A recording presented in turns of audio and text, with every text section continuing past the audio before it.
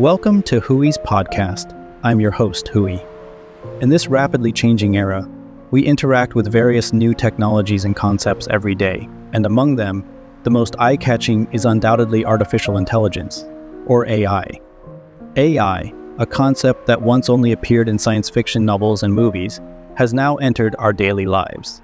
From our phones to our cars to our homes, AI is changing our way of life in a way we cannot ignore. But is this change good or bad? Will AI, as some people worry, take away our jobs and even replace our status? How should we respond to this change? These questions, which might have been the thoughts of science fiction writers and futurists a few years ago, have now become real issues that each of us must face. In today's podcast, we will delve into these questions. We will start from the value of humans in the age of automation, explore the constraints and control of AI, analyze the impact of AI on the job market, discuss human strategies for dealing with AI and automation. And finally, we will consider the role and value of humans in the AI era. This is a topic full of challenges and opportunities, and it is a topic that concerns the future of each of us. Whether you are curious about AI or fearful of AI, I hope you can join me in exploring this unknown field and thinking about these important questions. Because this is not just about AI, it's about us. It's about our future. These are the questions we will explore today. I hope you can join me with an open mind and a spirit of exploration to face this AI era full of unknowns. Let's explore the unknown together, meet the challenges, and create the future. In this era of automation, what is the value of humans? This is a question we need to think deeply about. We live in an era where machines are becoming increasingly prevalent and the degree of automation is constantly increasing. The role and value of humans seem to be becoming increasingly blurred. Against this backdrop, we need to re-examine ourselves and redefine our value. Norbert Wiener, the founder of cybernetics, proposed a view in his book, The Human Use of Human Beings, that the essence of life is actually information. Our mission is to provide additional information to the system. This view directly influenced Claude Shannon, who later invented information theory, pointing out that the value of information content is the choice made in a large uncertainty. This view has profound implications for us. In this era of information explosion, our value lies in what kind of information we can provide and what kind of choices we can make. This is a profound insight that tells us that our value is not in how much we can do, but in how many meaningful choices we can make. If we just mechanically complete tasks, what distinguishes us from machines? Machines can complete tasks faster and more accurately, but they cannot make choices or provide new information. Only when we can solve problems in our own way and with our own values when we encounter them, can we prove that we are humans, not tools. This is our value in the age of automation. We are not only executors of work, but also creators of choices, providers of information. Our value lies in our innovation, our ability to solve problems, our freedom of choice. This is what distinguishes us from machines and is our advantage. So in this era of automation, let's not be afraid of machines. Let's not be afraid of automation, because only when we can solve problems in our own way and with our own values when we encounter them, can we prove that we are humans, not tools. This is our value and our mission. So, how should we constrain and control AI? This is a very complex question. Science fiction writer Isaac Asimov proposed the famous 3 laws of robotics. A robot may not injure a human being, or, through inaction, allow a human being to come to harm. A robot must obey orders given it by human beings, except where such orders would conflict with the first law. A robot must protect its own existence as long as such protection does not conflict with the first or second law. These 3 laws seem to be able to constrain AI. Well, however, when we think deeply, we find that there are many problems with these 3 laws. First, what does it mean to not harm humans? This is a very vague concept. If AI believes that certain behaviors will harm humans, does it have the right to prevent these behaviors? If AI believes that certain behaviors are beneficial to humans, does it have the right to enforce these behaviors? These are all questions we need to think deeply about. Second, The 3 laws of robotics give the judgment to AI, which is impossible in reality. Real-world AI is designed and controlled by humans, and their behaviors are determined by rules and programs set by humans. If we give the judgment to AI, then AI may act in ways we cannot predict and control based on its own understanding and judgment. Finally, we cannot ignore Stephen Wolfram's theory of computational irreducibility. This theory tells us that any rules that can be written down cannot truly restrict AI, which means that our control of AI can only be dynamic, and we cannot permanently prescribe it. This is a very important point of view. It tells us that we cannot expect to completely control AI by setting some fixed rules. So, how should we deal with this problem? I believe that we need to establish a dynamic, flexible control system that can adjust with the development and changes of AI.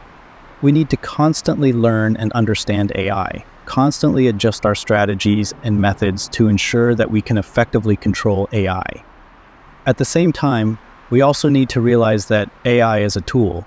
Its purpose is to help us, not to replace us. We need to use AI, not be controlled by AI. We need to learn to coexist with AI, not to confront AI. This is a long-term complex process, but I believe that as long as we have enough wisdom and courage, we can succeed. This means that our control of AI can only be dynamic. We cannot permanently prescribe it. So, what impact will AI have on our job market? This is a question we all care about very much. Historical experience tells us that the new jobs created by automation technology are always more than the jobs eliminated. This is a very interesting phenomenon, and a very important phenomenon. Let's go back to the past, back to the era when the telephone was invented. At that time, every time you made a call, you needed a human operator to connect you, which was a decent job that provided employment opportunities for high-level women. Then, with the advent of automatic telephone exchanges, operators were no longer needed. Did the employment in the telephone industry decrease? Not at all.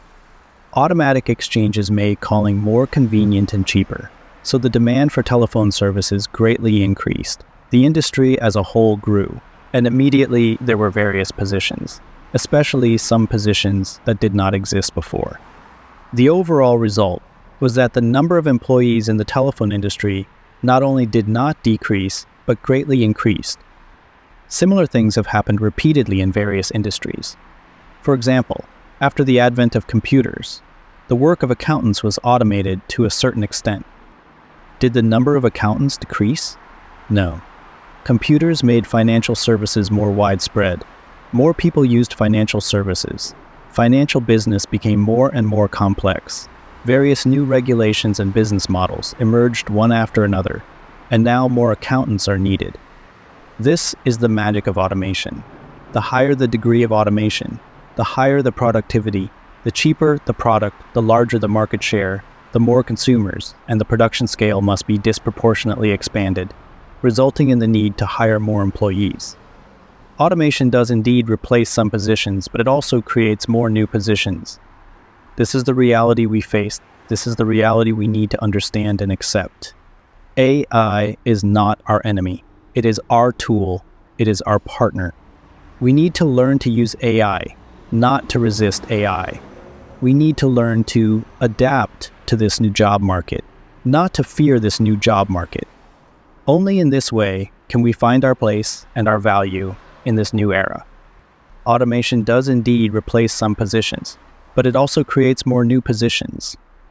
Facing the challenges of AI and automation, how should we respond? This is a question we all need to think deeply about. We cannot just stay in fear and worry about the future. We need to take actual actions. We need to have clear strategies. First, we need to improve our education level. This does not just mean that we need to learn more knowledge. More importantly, we need to learn higher level skills. In this era of information explosion, knowledge is no longer a scarce resource. What is really scarce is our ability to handle and use this knowledge. We need to learn critical thinking. We need to learn how to distinguish facts from opinions. We need to learn how to find truly valuable information from a large amount of information. We also need to learn art and philosophy. These, seemingly unrelated to practical life studies, can greatly improve our judgment and innovation. We also need to learn leadership, not just leadership of people, but also leadership of AI. We need to learn how to set strategic goals, how to arrange work steps, how to set inspection means. These are all skills we must have in the AI era. Second, we need to learn to drive AI, not be driven by AI. AI is our tool, our partner. We need to learn how to use AI, not be used by AI. We need to learn how to make AI serve us, not let us serve AI. We need to learn how to improve our work efficiency and improve our quality of life with the help of AI, not let AI replace our work and our life. Finally, we need to clarify our goals and values. In this AI era, we cannot just be tools. We need to have our own goals. We need to have our own values. We need to know what we want, what we care about, what our life is for. Only in this way can we find our place and our value in this new era. This is the basis for our survival and development in the AI era. In the AI era, what is the role and value of humans? This is a question we all need to think deeply about. In this era, where robots can replace us in doing many things, where is our value? What is our role? Scientists, philosophers, and writers are all thinking about this question, and they have proposed many interesting views. Among them, my favorite view comes from physicist, computer scientist, mathematician Stephen Wolfram. He believes that the most core ability of a person is that you have to decide what you care about, what you want. Only you can decide this because the answer comes from your history and your biological structure. This view has profound implications for me. In this AI era, we cannot just be tools. We cannot just be operators of machines. We need to have our own goals. We need to have our own values. We need to know what we want, what we care about, what our life is for. Only in this way can we find our place and our value in this new era.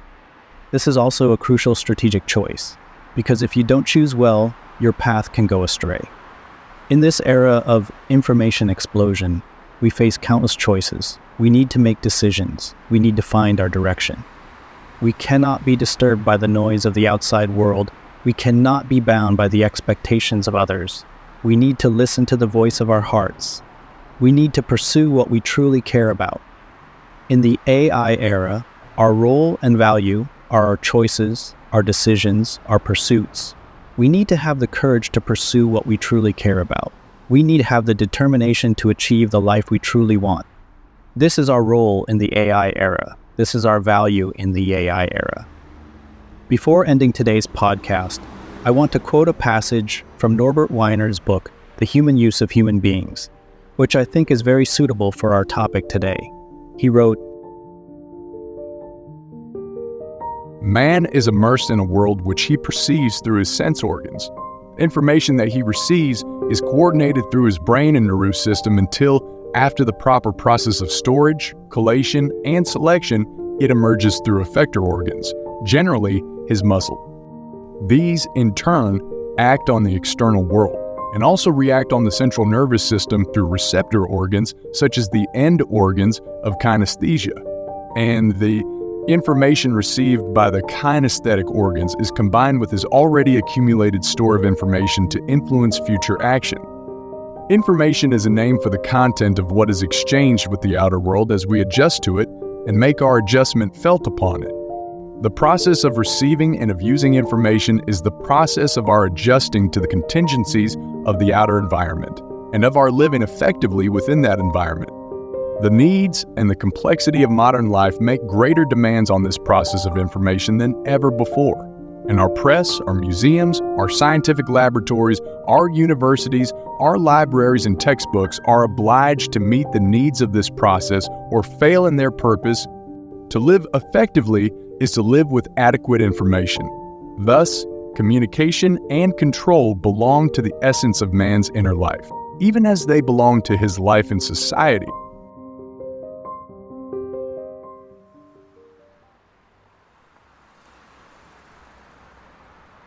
This view has profound implications for me. In this AI era, we cannot just be tools. We cannot just be operators of machines. We need to have our own goals. We need to have our own values. We need to know what we want, what we care about, what our life is for. Only in this way can we find our place and our value in this new era. Thank you for listening to Hui Podcast. See you next time.